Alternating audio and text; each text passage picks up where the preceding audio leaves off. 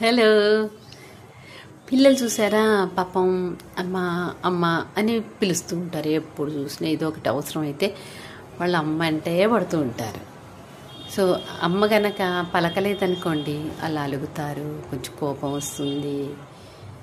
అలాగా మా పాప నాకు ఫోన్ చేస్తే నేను పలకలేదనేసేసి కోపం వచ్చి అలిగి, అంటే దానికి చెప్పు ఉంచా హోంవర్క్ చేసేటప్పుడు కాల్ చేయమ్మా అని. పాపం హోంవర్క్ చేద్దాం అనుకునే 2 సార్లు నాకు కాల్ చేసింది. పాపం దాన్ని పట్టించుకోలేదు. దానికి కోపం వచ్చింది, అలిగింది. ఆ అలకి ఎలా ఉంటుందో మనం చూద్దామే, దాని మాటల్లో విందాం. ఓకేనా? బాయ్.